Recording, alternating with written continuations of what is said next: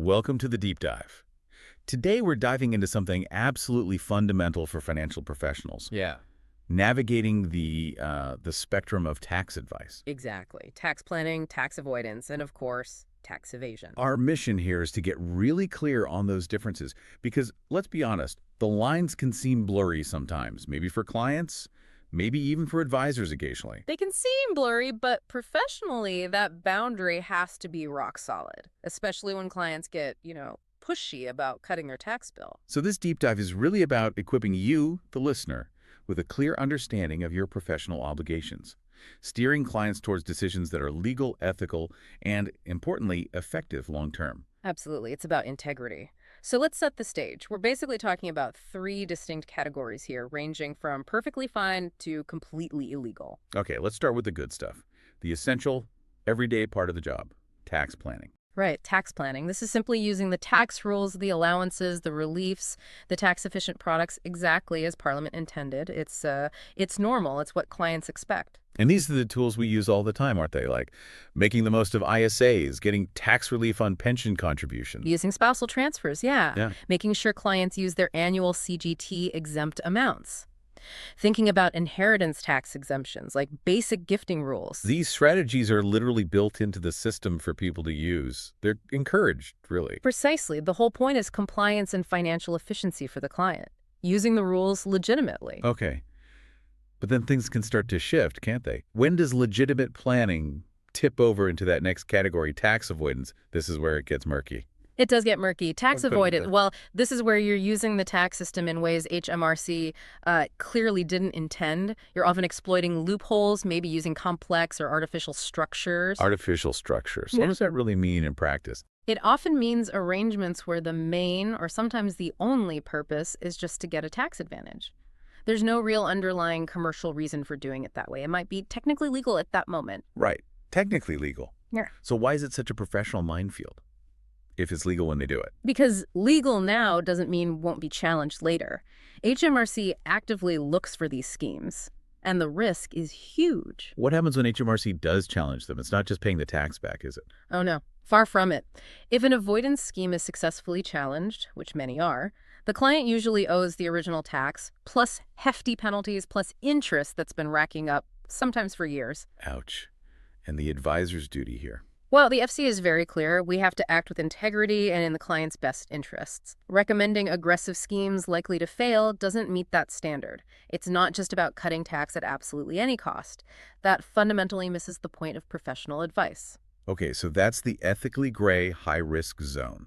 That then leads us to the absolute hard line. Tax evasion. And this one's simple. Evasion is illegal. It's criminal. No gray area whatsoever. None. We're talking about deliberately hiding income, making up expenses, not declaring taxable gains, knowingly filing incorrect returns. It's fraud. So if an advisor suspects a client is doing this, or maybe asking them to help facilitate it, what's the protocol? It's not just saying no, is it? No, it's much more serious. You absolutely must refuse to participate. Critically, though, you then fall under the anti-money laundering rules, the AML regime.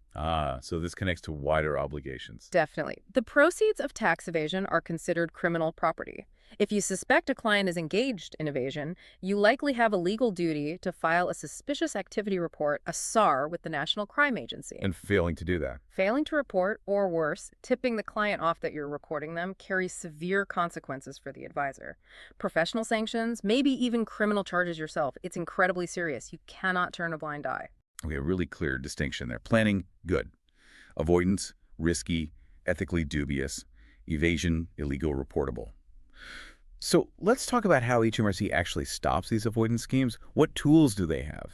Because this regulatory side is quite complex. It is, and they have quite an arsenal. I think perhaps the biggest single weapon they have against artificial avoidance is the General Anti-Abuse Rule. The GAAR. The GAR. Right. That sounds broad. It is broad, intentionally so. Yeah. GAR gives HMRC the power to counteract tax arrangements that they deem abusive, even if those arrangements seem to follow the precise letter of the law. So it's about the overall intention, not just ticking technical boxes. Exactly that. It targets arrangements that just don't make commercial sense, where the tax advantage sought is, inconsistent with the spirit or the policy objectives behind the tax rules. So as an advisor, how do you apply that? You have to ask. You have to ask, Is this arrangement reasonable?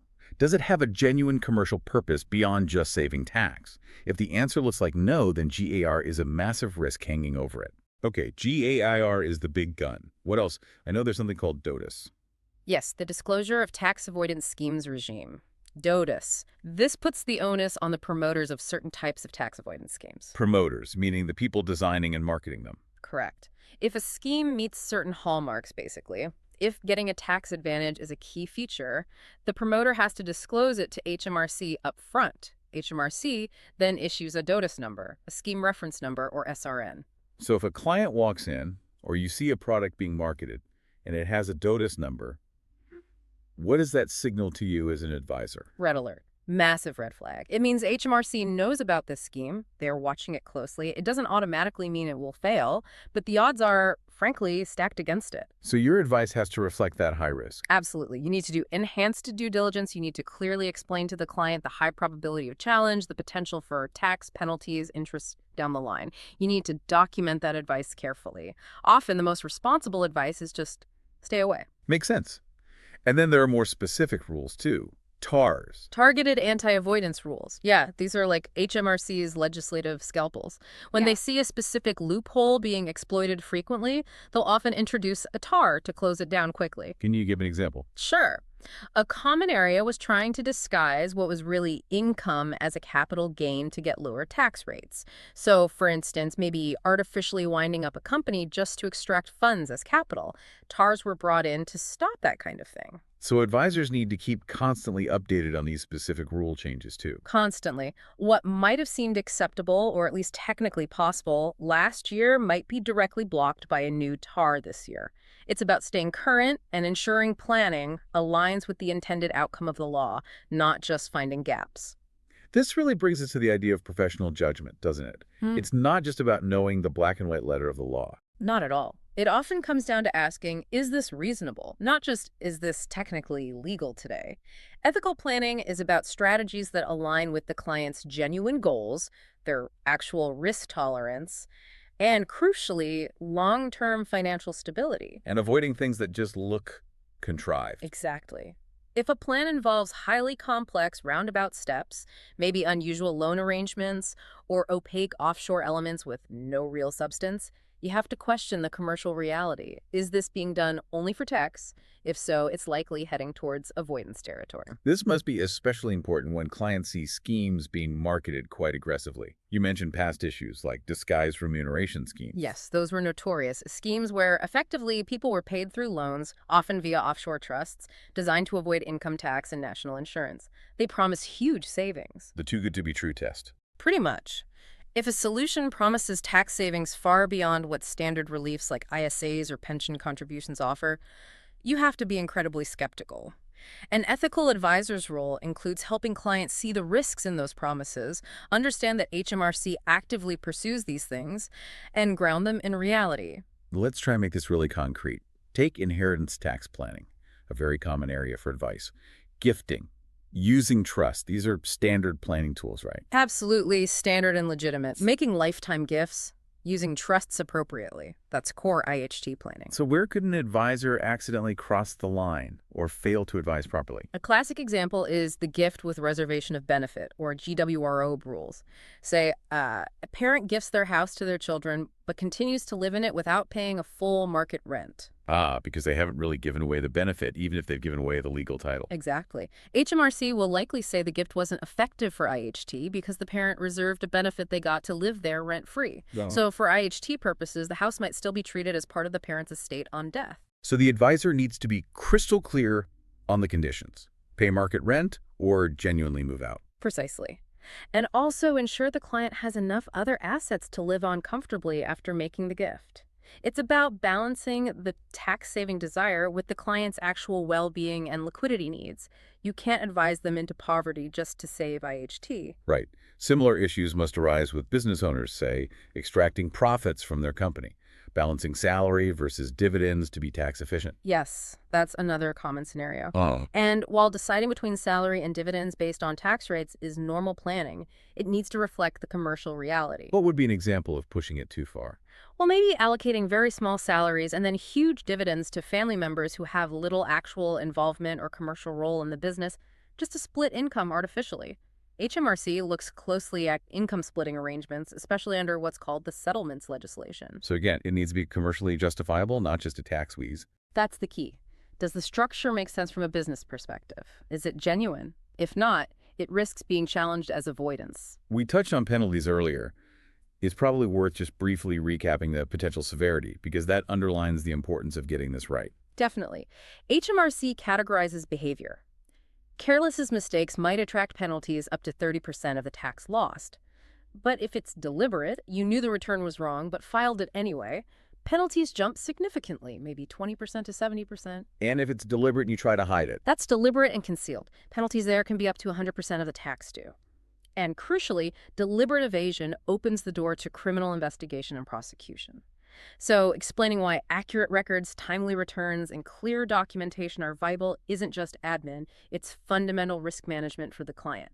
So bringing this all together for the professional listening, navigating this spectrum from planning to avoidance to evasion, what's the absolute core message? I think it has to be communication and education.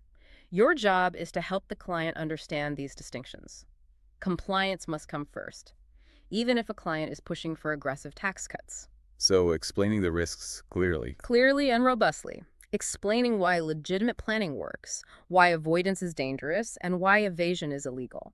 Being transparent about the rules, the potential penalties, and your own professional boundaries, that protects the client and it protects you.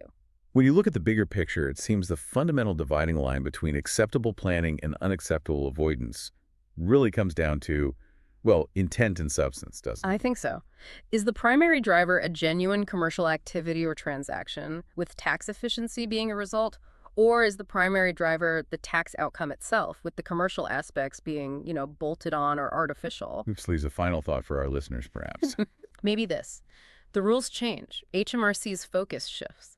The ongoing challenge for every professional is how you consistently uphold the spirit of the law, its underlying purpose, when incentives, and sometimes client pressure, might tempt you or them towards just testing the absolute technical boundaries of the letter of the law.